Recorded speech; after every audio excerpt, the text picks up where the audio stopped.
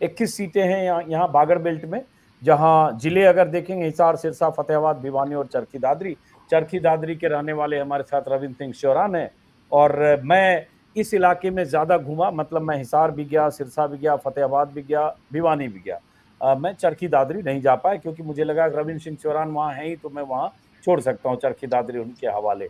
और ये इलाका है जहां बड़ा दिलचस्प चुनाव हो रहा है, मतलब देवीलाल चौटाला का परिवार भी यहाँ है सिरसा में। उस परिवार के 6 लोग आपस में लड़ रहे हैं, चाचा भतीजा लड़ रहे हैं, आदित्य देवीलाल और दिग्विजय सिंह वहां डब्बाली में। रानिया में फिर दादा पोता चुनाव लड़ रहे हैं, रंजीत चौटाला और अर्जुन चौटाला। इलाहाबाद में अभय सिंह चौटाला खुद चुनाव मैदान में है।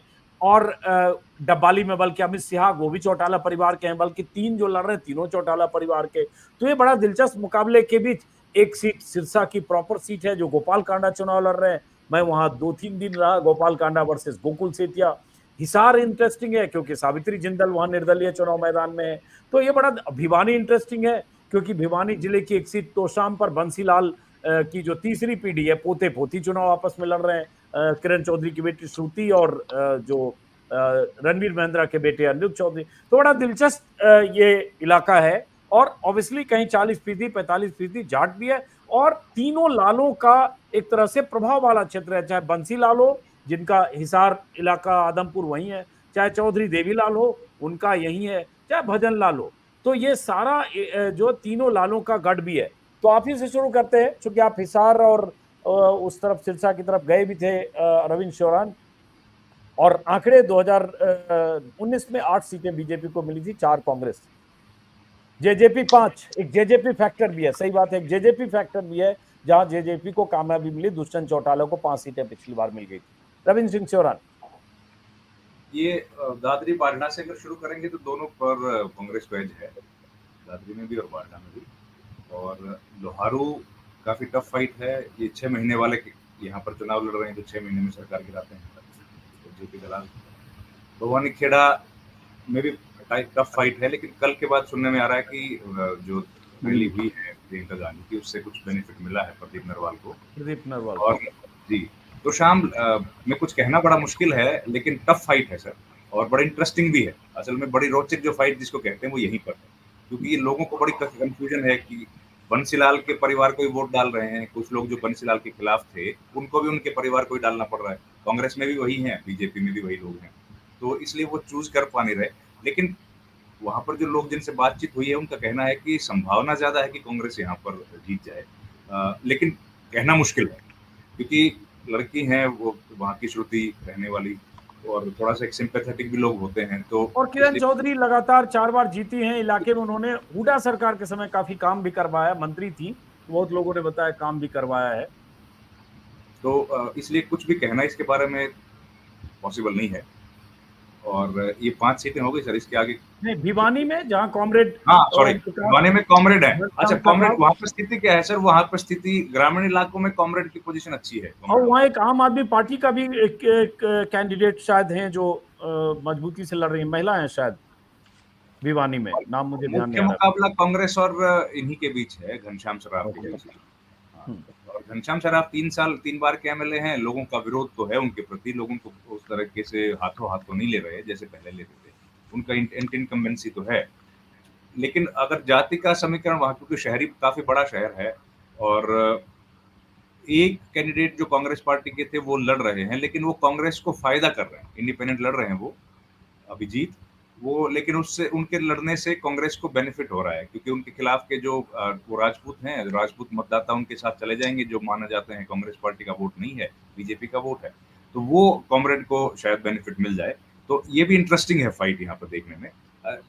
घनश्याम सर्राफ जीत जाएंगे ये लग नहीं रहा, लेकिन क्योंकि कॉमरेड हैं और एक ही सीट पे लड़ रहे हैं, सीपीएम का उतना ज्यादा जनाधार है नहीं, तो कांग्रेस पार्टी के जनाधार से इनको बेनिफिट मिलेगा। अपना इनका कोई ज्यादा जनाधार उस इलाके में अपना है ही नहीं, ज्यादा क्या कम भी नहीं, बहुत कम लोग होंगे जो हिसार सिरसा की अगर बात करें तो हिसार और सिरसा जो गढ़ है, मान लीजिए चौटाला देवीलाल का, उसमें सिरसा में क्या देखते हो आप? पहले आप ही से करते हैं हेमंत अत्री साहब, चूंकि रानिया है जो अभय सिंह चौटाला के बेटे और रंजीत चौटाला चुनाव लड़ रहे हैं, चूंकि अभय सिंह चौटाला की खुद की सीट है।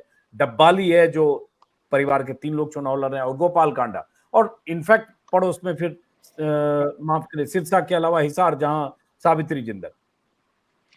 देखिए अजीत जी, अगर सिरसा की आप बात करेंगे, सिरसा शहर आप भी गए थे, आपने पूरा उसको घूमा है।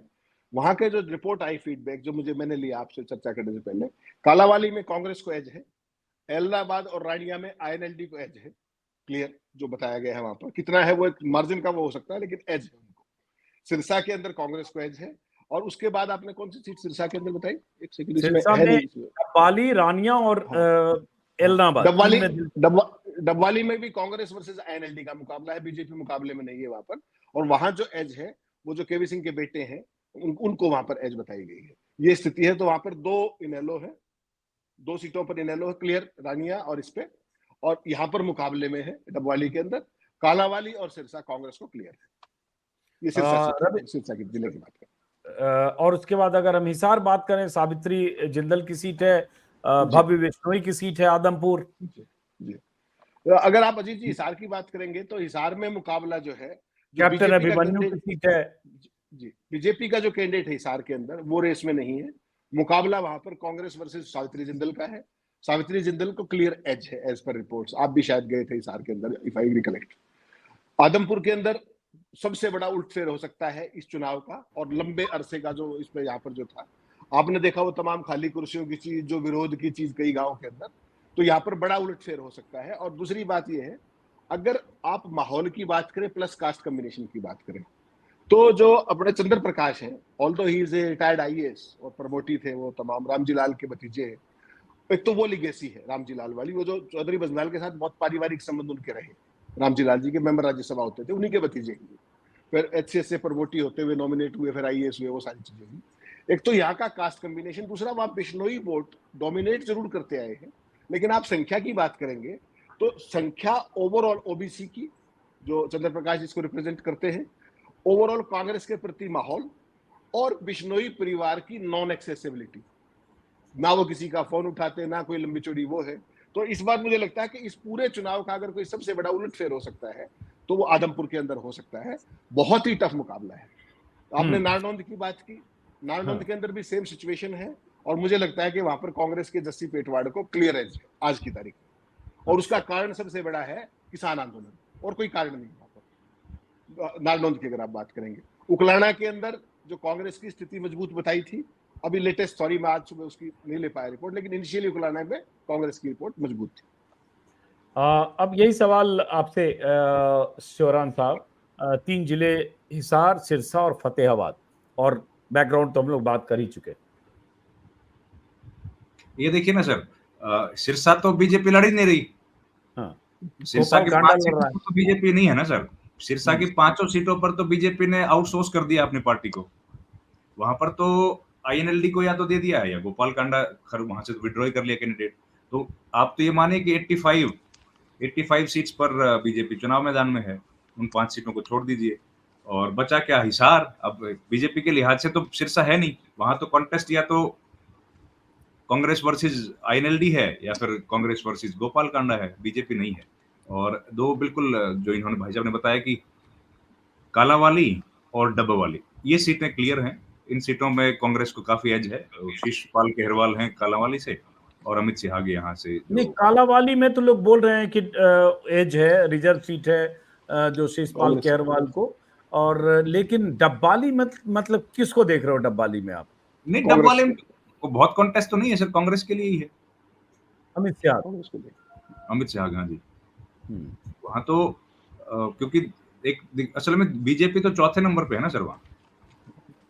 तो दिग्विजय बीजेपी चौथे नंबर पर है, लेकिन ये जो आदित्य देवीलाल है जो इन लोग के टिकट पर लड़ रहे हैं, दिग्विजय वहां है। दिग्विजय का पता नहीं कुछ गुंजाइश कितनी है, लेकिन क्या इन लोग और कांग्रेस में क्लोज फाइट में कुछ तस्वीर बदल सकती है? हाँ, आदित्य इनमें से सबसे पॉपुलर कैंडिडेट जरूर है वहां पे। कैंडिडेट के लिहाज से आदित्य को लोग पसंद करते हैं, और उनकी एक्सेसिबिलिटी वहां पर वो रहे लोगों के साथ, उन्होंने मुद्दे उठाए। और खास बात यह है कि कांग्रेस बीजेपी में बड़े कम ऐसे लोग थे जिन्होंने बीजेपी राज के दौरान हुई गड़बड़ियों को भी अपने सरकार के सामने उठाया, मीडिया में भी उठाया। वही व्यक्ति हैं जिन्होंने ये, आप जिस मुद्दे को कवर करने भी गए थे, बहुत शानदार तरीके से नशे को कवर किया। उन्हीं ने कहा कि नशे का बाजार बन गए हैं नशे के ये पुलिस स्टेशन, उन्होंने ये बातें बोली। तो उस लिहाज से वो पॉपुलर है वहां पर, उनकी पॉपुलरिटी है। लेकिन आईएनएलडी की स्थिति थोड़ी सी कमजोर है, इसलिए उनको नुकसान है। और सीट का हिसाब से अमित शाह ज्यादा कंफर्टेबल पोजीशन में हाँ, अब उसके बाद इलाहाबाद, जैसे इलाहाबाद में क्लियर इलाहाबाद कट में है, इस्तेमाल बिल्कुल। किया अवैध घोटाला को, लेकिन बीच में फिर आए कि भरत बेनीवाल टक्कर दे रहे हैं। वही है, अभी भी सेम है, बहुत टफ कॉन्टेस्ट है, क्लियर कट एज नहीं है। वहां पर एक घटना जरूर घटी, भरत बेनीवाल ने बुलाया था शैलजा को कैंपेन करने के लिए, लेकिन 1 बजे तक वो नहीं आई थी, और उनके बाद उनका फ्लाइट जो है हेलीकॉप्टर है वो खराब हो गया, तो वो आ नहीं पाई। भरत बेनीवाल भूपेंद्र हुड्डा के कोटे से है,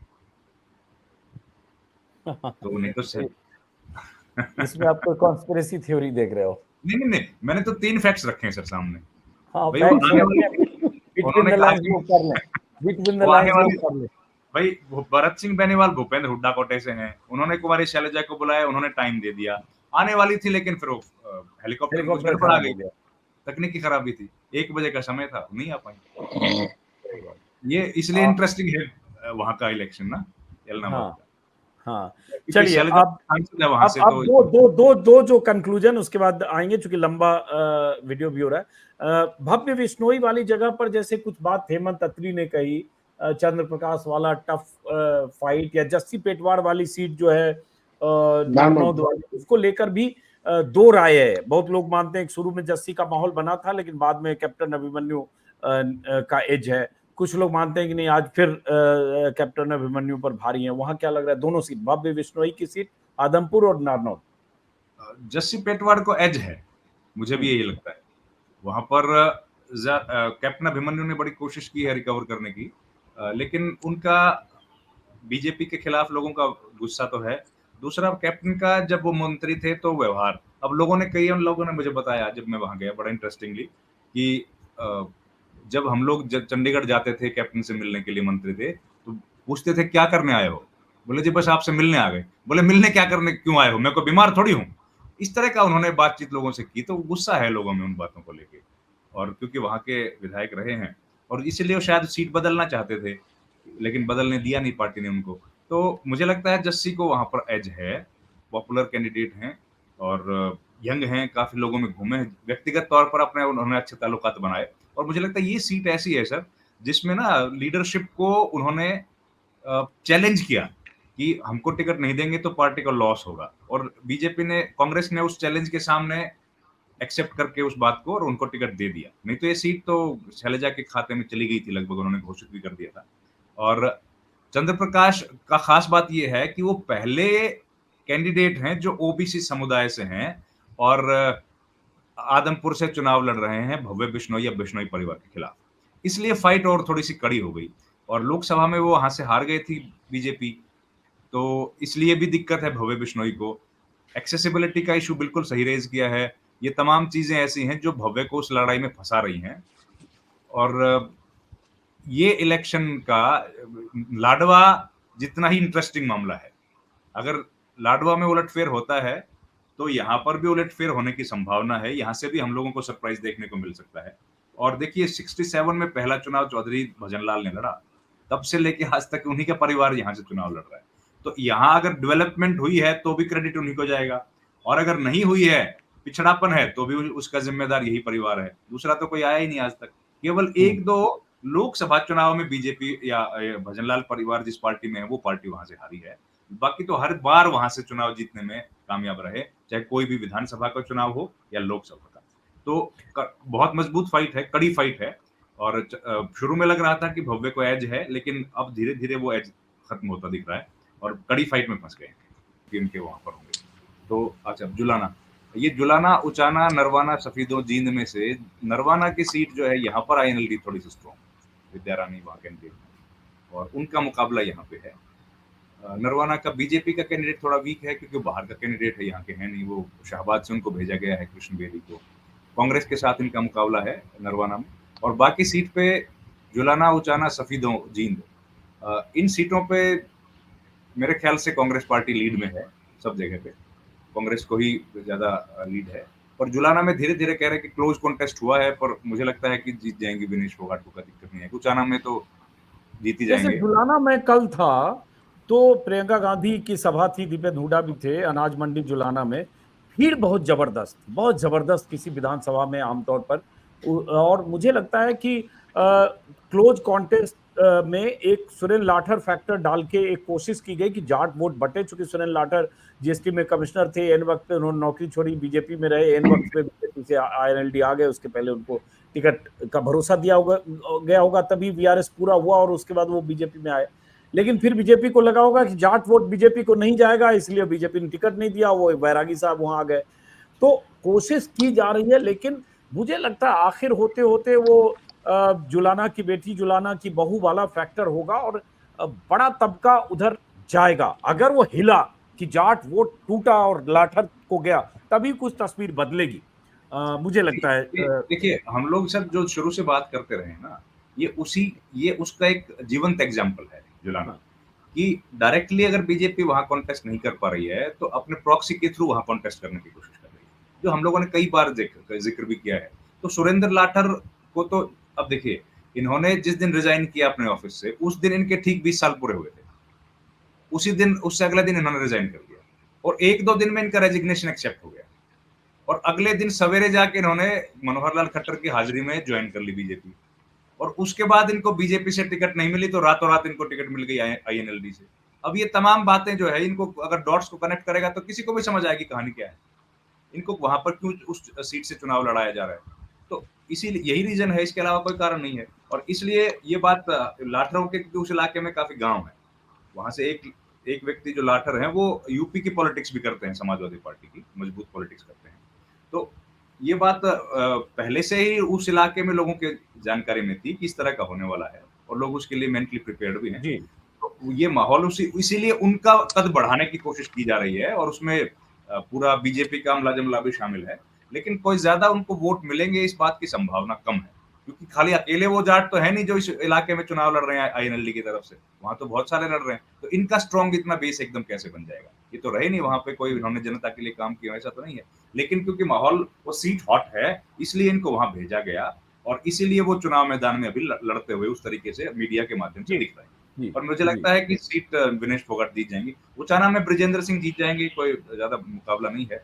सफीदों में एक इंडिपेंडेंट कैंडिडेट की वजह से थोड़ा सा टफ मुकाबला दिख रहा है, लेकिन फिर भी मेरे ख्याल से एज यहाँ पे भी कांग्रेस को है। और जींद तो आप गए ही थे, खैर जींद में तो आपने मेरे से ज्यादा देखा है। जींद में लोग कहते हैं कि जींद में जो वहाँ कैंडिडेट हैं कांग्रेस के, उनसे लोगों की नाराजगी है। जाट वहाँ ठीक ठाक पॉपुलेशन है, 60,000 से ज्यादा लोगों को, बहुत सारे जाट वोटर भी मुझे मिले, उनकी नाराजगी। और जो कृष्णा मिड्डा हैं, जिनके फादर भी मेरे ख्याल से 2 या 3 बार वहाँ के विधायक रहे, मंत्री भी रहे, इन लोग के नेता रहे, कृष्णा मिड्डा से नाराजगी होने के बाद भी कांग्रेस कैंडिडेट से जो नाराजगी है, उसकी वजह से कृष्णा मिड्डा को लोग एज बोलते हैं। अब मैं नहीं जानता कि वहां क्या होने वाला है, लेकिन टिकट को लेकर एक नाराजगी दिखी। श्योर, बिल्कुल। उनके पिताजी भी असल में दोनों के पिताजी पहले एमएलए रहे हैं, मंत्री। तो महावीर गुप्ता नाम है शायद, अगर सही याद है तो मुझे। मांगेराम महावीर कैंडिडेट है, इनके पिताजी मांगेराम थे। हाँ, अभी कैंडिडेट महावीर गुप्ता है ना, एक महावीर है। और इनके जो मिड्डा है, इनके पिताजी हरिचंद मिड्डा डॉक्टर थे वहां पे, तो उनके बीच में मुकाबला है। लेकिन मुझे ऐसा लगता है क्योंकि देहात भी एक बड़ा फैक्टर है वहां पर, देहात का जो वोट है वो भी कांग्रेस पार्टी को पड़ेगा। और उसमें इस इलाके में भी जाट आंदोलन, माफ कीजिएगा, किसान आंदोलन बहुत सक्रिय रहा था, तो उसका बेनिफिट कांग्रेस को मिल सकता है आखिरी दिनों में। जैसे मैंने जो जिन इलाकों में जींद में गया, तो लोगों ने बड़ा खुल के इस बात को कहा कि किसानों के साथ वहां बड़ी दिक्कत हुई और किसान यूनियंस भी वहां पर काफी सक्रिय हैं। मुझे लगता है कि उसका बेनिफिट मिलेगा कांग्रेस को। और फिर उसके बाद कलायत की सीट पर हिसार सांसद के बेटे चुनाव मैदान में है, कैथल से रणदीप सुरजेवाला के बेटे चुनाव मैदान में है। तो इन दोनों सीटों पर कांग्रेस को लीड दिख रही है। और यहाँ से कलायत पे मुकाबला कमलेश ढांडा जो है, वो मंत्री रही हरियाणा से, नहीं कमलेश तो बीजेपी से हैं, अनुराग ढांडा है कलायत से जो चुनाव लड़ रहे हैं। तो इन दोनों के मुख्य मुकाबला इन्हीं के बीच में है। और खबरें ऐसी फैलाई जरूर गई हैं और हमने भी सुनी है कि भुल समाज जो है, जहां से एक लड़की चुनाव लड़ने वाली चाह रही थी, श्वेता, उनकी टिकट काट दी और थोड़ी सी आपत्तिजनक टिप्पणी की थी सांसद ने, हिसार के सांसद ने, उससे कुछ नाराजगी है। अब ये बात है हफ्ता भर या और थोड़ा सा पहले की।